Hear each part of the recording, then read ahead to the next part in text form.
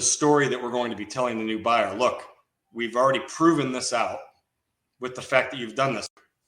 So you've done this with 3 in an entire year, and you're trying to sell it on the pro forma as if all of the 144 units were now project-based Section 8 vouchers at the 1,500. I think it was like 144 unit project. All right, welcome to Real Estate Hustlers Podcast. I'm your host, Josh Appleman. Today we are joined with Reid Bennett. Reid is the National Council Chair of Multifamily Properties at SVN and a principal at SVN Chicago Commercial. With over 16 years of experience and multiple awards in the industry, Reid, we appreciate you coming on the show today. If you could let the listeners know a little bit more about yourself. Hey, Josh. Well, thanks for having me on. I appreciate it. I've been brokering multifamily buildings and complexes since 2001. So what is that? About 23 years. I'm based in Chicago, Illinois. I work predominantly in the Midwestern markets, a lot of secondary and tertiary markets around the Midwest. I also team up with a number of the members of my multifamily council around the country.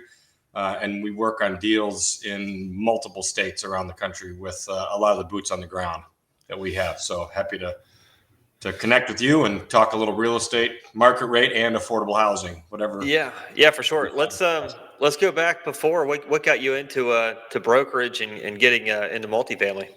Well, I graduated from the University of Iowa. One of my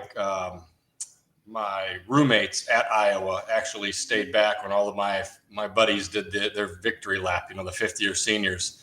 And he bought the house that they all lived in and ended up parlaying that into about 45 homes in Iowa City, ended up selling that, getting into apartment complexes. So he sent me the book that a lot of people have read that I see online, Rich Dad, Poor Dad. And it made me think a lot differently because I grew up in a family of teachers. And it was the whole go to school, get good grades, go to college, get a good secure job that everybody's finding out isn't secure anymore when they get fired or downsized. And so, real estate was one of the things that I could understand and grasp, and it made sense to me. It was a tangible asset.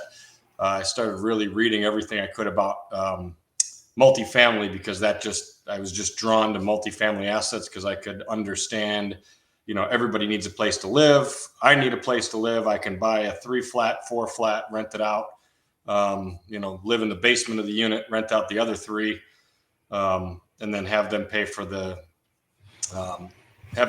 my mortgage and all my expenses. And so I actually was I was running a personal training studio in the basement of a building down in the Loop in Chicago, and all my clients were either real estate brokers, real estate investors, or attorneys. And so I would spend an hour with them, and basically they would pay me for that hour, and all I would do is pick their brain about real estate and what's going on. And there was one of my clients who was a real estate broker, multifamily broker, and he would come down and show me his checks. And a majority of the checks he would show me that he just received at a closing were more than I was making for the entire year of personal training, waking up at 5 a.m. and getting home at 9 p.m. And so I said, look, if this guy can do it, what am I doing this? And so that's when I got into it in 2001. Got it. Very cool. Yeah, and the book that had to resonate with you, especially growing up with teachers. Absolutely. That's very cool. And then that's a really cool circle to be around. You're teaching them, you're training them, and then you're able to have a really cool. And I'm sure that circle helped you get to just notch up little levels of getting where you're at too. Just being around the right people. Absolutely. Very cool. Affordable housing. This is kind of the. I've got a little bit of knowledge on affordable housing, but there's a lot to it, and you can get tangled up just by not reading the in between the lines correctly on these LURA contracts. Can you tell the audience what affordable housing is and what you can see, where you can see it going? Well, there's a very wide spectrum of the definition of an affordable housing. It can run from what's called low-income housing tax credit properties, or Section 42, through different stages of project-based Section 8. So really starting with the low-income housing tax credits, or Section 42 properties, typically a majority of those, the housing built for the tenants that are living in those properties are what's called set-asides, and they're set aside for those that are making 60% or below the area median income, or the AMI. That's general. I mean, there's all different types of low-income housing tax credits, from family to elderly and those with disabilities. But just if we're just talking multifamily, the tax credit properties really are set aside in different markets for those, again, that are 60% or below the area median income. So think teachers, firefighters, the server at the restaurant that's in your community. A lot of those tenants might be in a high income district, and so this housing is built for that tenant base to preserve true affordable housing for those individuals. Then you go into which a lot of people know about are vouchers, Section 8 vouchers, where a low income family gets a voucher and they can go anywhere and get rent a unit from any landlord that accepts Section 8 vouchers. And then there's what's called a HAP contract, or that's a housing assistance payment, which is project based, which would mean the entire building or portions of that building are set aside for Section 8 tenants, where it stays with the project, it doesn't go with the tenant. And then you can cut up HAP contracts, again, elderly as well as family projects around the country. And it's in every single market. And getting back to the LIHTC, or the low-income housing tax credit property, the vast majority of the time you drive into an apartment complex, you would not have any clue whether or not that was a market rate apartment complex or a low-income housing tax credit. You still have a clubhouse, you still have, pools and tennis courts, workout facilities. It looks very similar, and it's very hard to tell unless you know that that's a LIHTC property. Are you seeing properties being 100% LIHTC, or say 30% LIHTC, the rest is market rate? What are you seeing now? The vast majority of the deals that we work are 100% low-income housing tax credits, but they could have different set-asides. So they might have, 80% of the units are set aside for 60% or below the area median income, and then a certain amount are set aside for 50%, and then 30%. And the thing about that is that you have to income qualify every single tenant. They have to meet a certain criteria of income in order to live in those units. You're not subsidizing them per se. It's just you're setting aside, and there are what's called maximum LIHTC rents that you're allowed to charge for that unit. So tell us some strategies here, because as an investor, you're an investor. Yeah. There's got to be the upside. There's got to be the point. And if you're going in, you're buying these properties, you have a more accounting costs now because your books are being audited annually. You have to stay within all these restrictions. Your property management is probably costing more because you need, let's just say, a different level of skill to make sure the compliances are all intact. So what are some strategies to to make it make sense? Well, and I guess, are you talking about acquiring existing LIHTC deals? Or are you talking about building a new LIHTC property, or doing what's called an acquisition rehab to a LIHTC property? Yeah, that's a good question, because there's strategies in all of them. And yeah. What have you found the most success in? Well, the whole thing about why affordable housing developers get involved in either developing ground up or what's called an acquisition rehab, where you take an existing project or it could be a market rate asset, as long as it's been owned by 10 years or more by the current owner. You can buy that asset as an affordable housing developer and then try to go get receive the tax credits. Each state has a number of tax credits that are set aside per capita. And then you have all of these developers that submit for the tax credits in order to build these. So like BP Amoco or big corporations buy these tax credits, which allow for the developers to receive them through the state.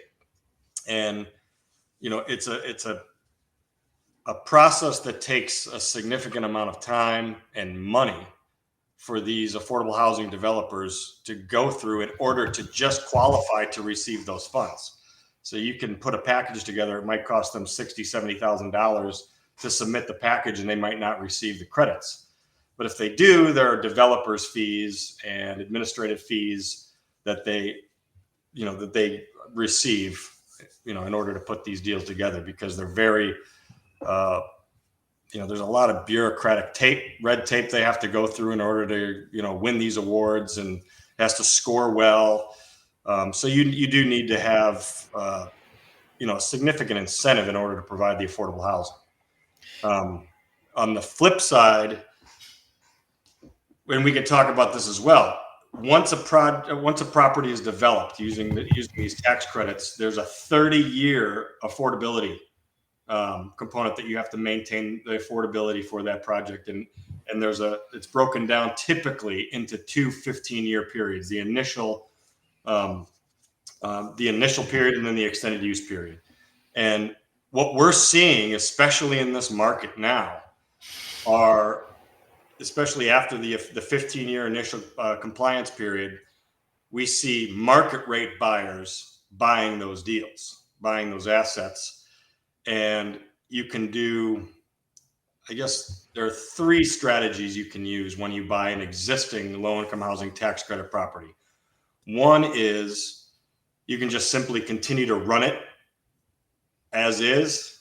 And we've sold a number of light tech deals to market rate buyers.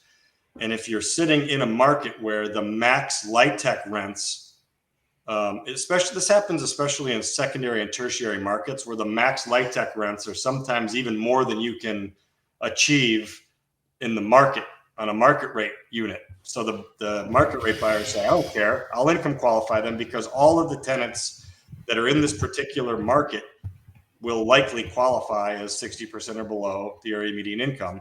And so I'm just going to run it as an apartment complex until the affordability expires. And then at that point, you can take it out of the program. You can just maintain the affordability of it on your own. Or the burn off, is it 3 years, I think? If you remove it from the program, correct.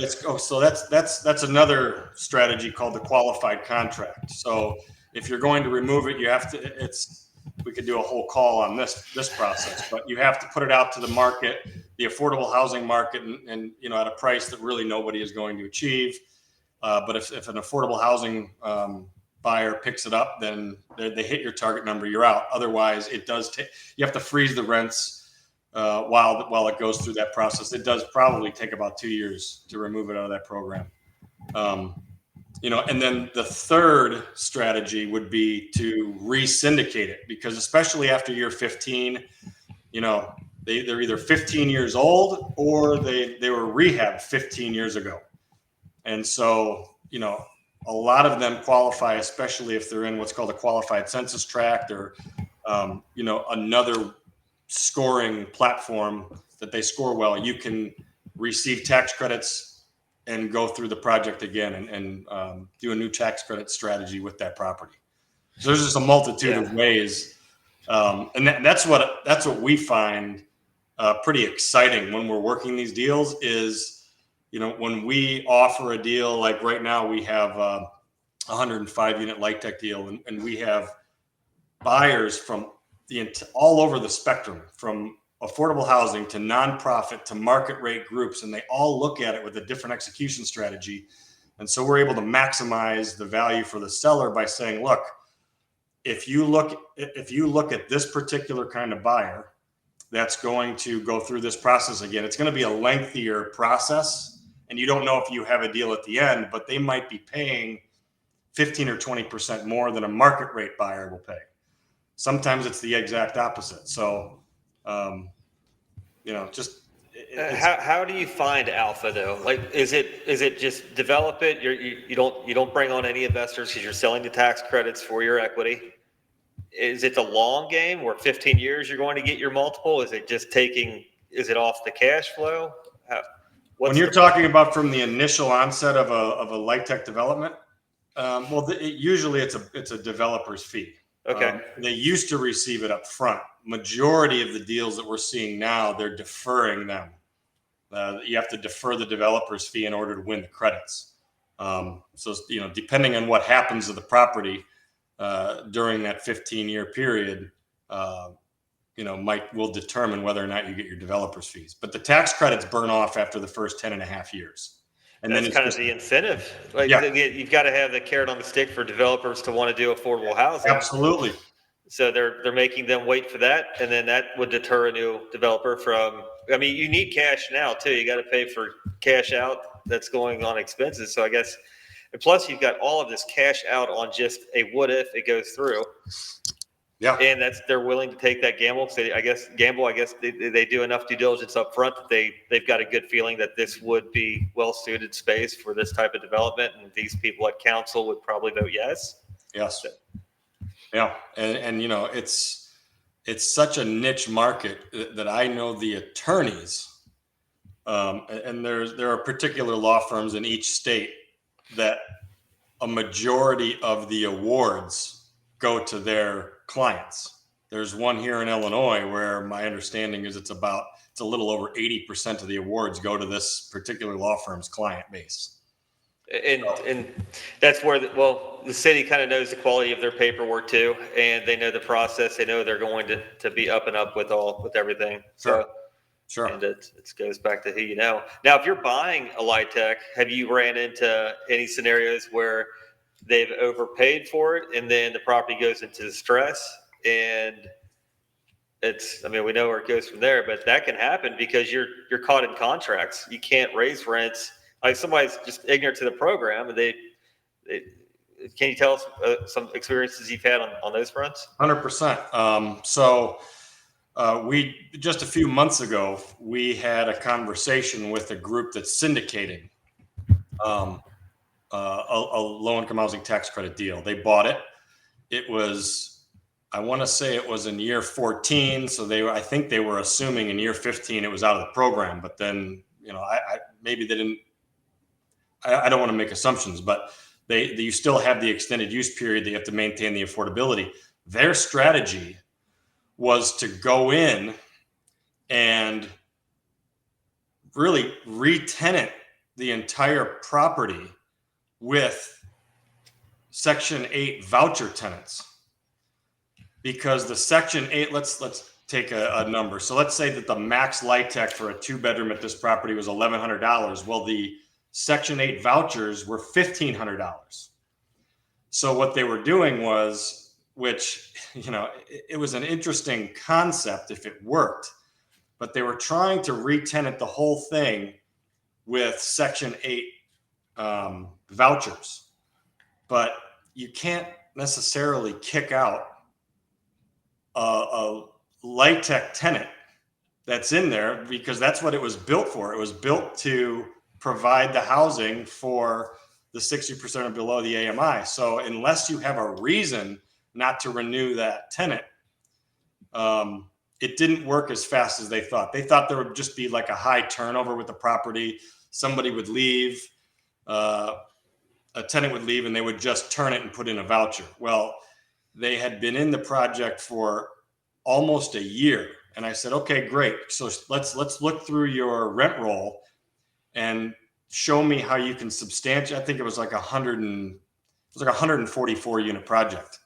And I said, all right, let's see the story that we're going to be telling the new buyer. Look, we've already proven this out with the fact that you've done this. How many have you done it with? They said 3. I said, you've done this with 3 in an entire year, and you're trying to sell it on the pro forma as if all of the 144 units were now project-based Section 8 vouchers at the 1,500.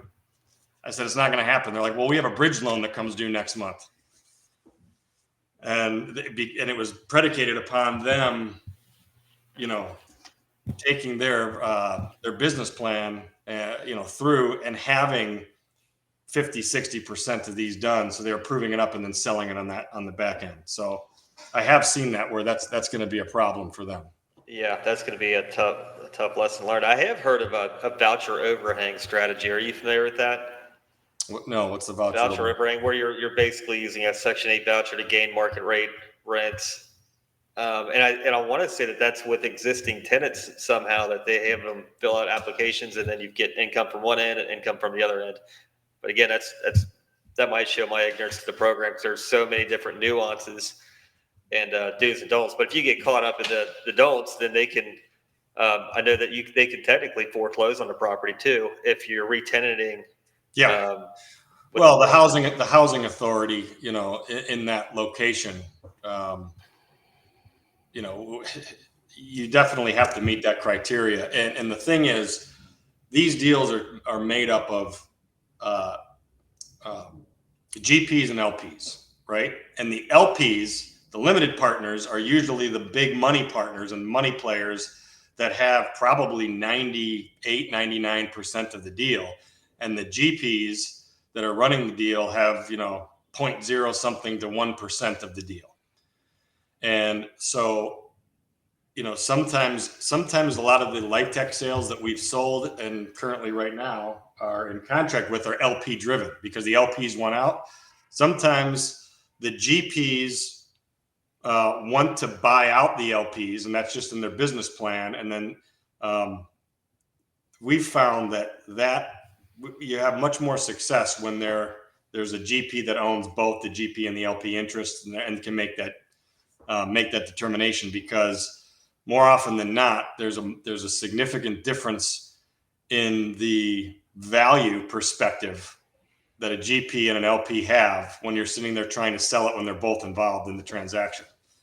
And that's one you want to be real cautious of as a buyer, making sure you're not spinning your wheels trying to buy a GP driven sale when they don't have the authority to sell the property at that, at any price. How did you start getting insights and gain knowledge on affordable housing? Because your mind can only expand so much. Excuse me. I'm still learning.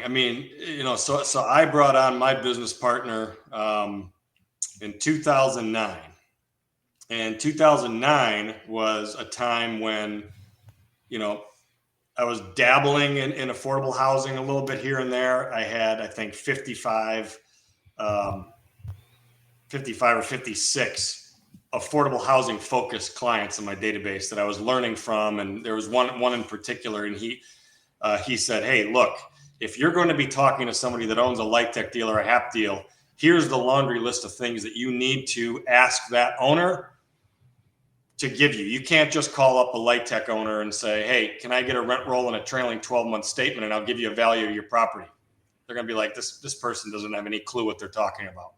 But if you ask them, hey, can you send me the LURAs, can you send me your audited financials for the last 2 years, and then give the laundry list of things associated with either a HAP property or light tech property, they're going to say, all right, this person knows a little bit about it. So I knew enough to be dangerous in 2007, 8, 9, was learning a little bit about it. We had, I had some close clients that were kind of towing the line of both. They would do both market rate and affordable, kind of walk me through it.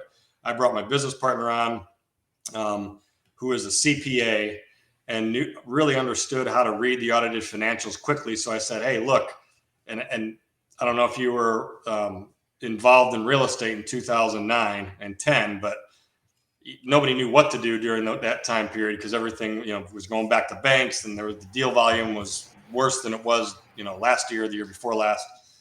And so I said, I don't even know what to tell you to do, but I have these 55 affordable housing owners and developers.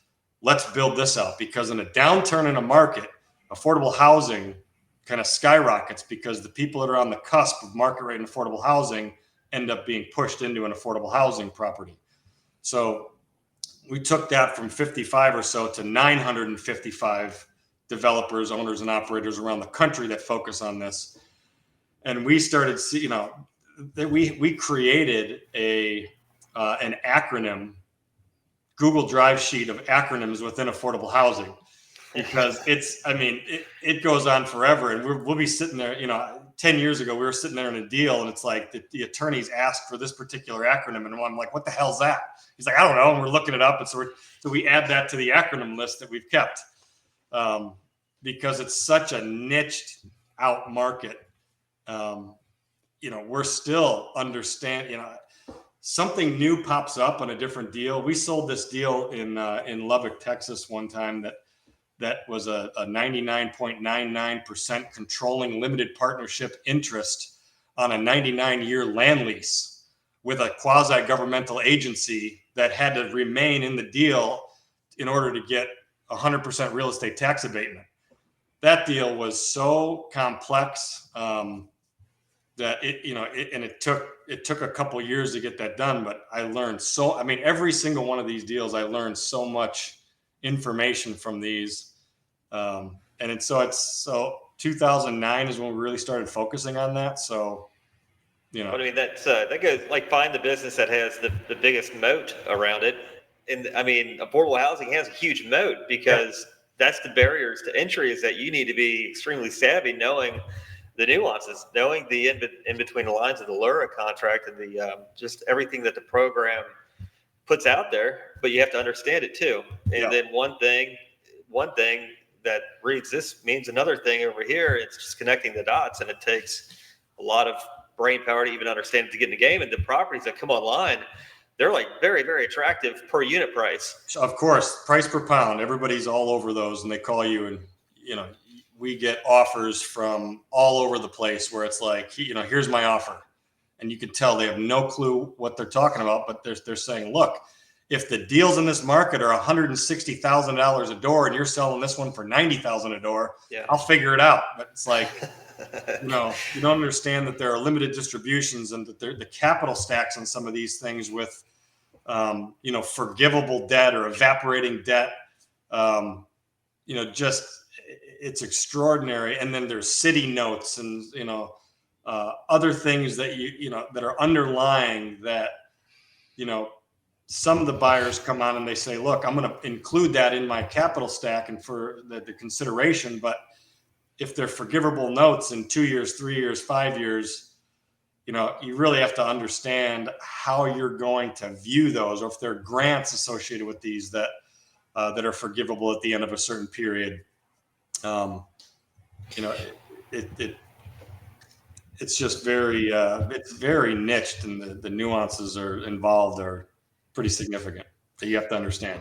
So for a listener that's interested in affordable housing, they don't know where to go, don't know how to start, how would you recommend that they start to learn about the programs and then learn enough to even make their first transaction? What path would you tell them to go? Well, I would just start trying to gain as much knowledge from the specialists in the marketplace. And there's an accounting company called Novogradac, and the website for them is novoco.com. It's novoco.com.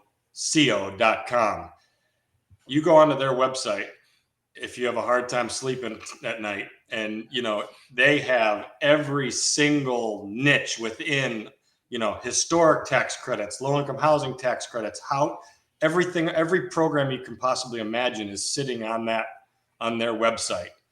They're a fantastic resource. And I reach out to a number of them when I say, hey, how do you view this limited distribution on this property? Or when do you think this burns off? Or, to have some of those professionals on hand but theirs is a fantastic resource. And that's one that I would start looking at immediately if you were thinking about this. Novogradac, got it. Yeah, and I've visited that website a couple times, and it's got, you can get inept in just information overload. Yeah. But that's a great. What about any books? Do you recommend any books to get started? Or just in general? In real estate? Yeah, just in general, just books that you would recommend. There was I'm looking at my shelf here because I give a lot of the books away after I read them, but there's a book right now or not right now, but I mean, I read it recently, and it's called The Insider's Edge to Investing in Real Estate. Let me grab it real quick. I'll write that down. It's right here. Insider's Edge to Real Estate Investing, and it's by James Nelson, who's a broker and owner-operator in New York. And the way he wrote this book, I wish I would have had it when I started in 2001, because he lays out very succinctly in each chapter. And I mean, I'm like, oh, so this is how it should have been explained to me 20 years ago. This is how it should have been explained to me 10 years ago. It's a really fantastic book for people that are diving into it, and one that I would recommend anybody.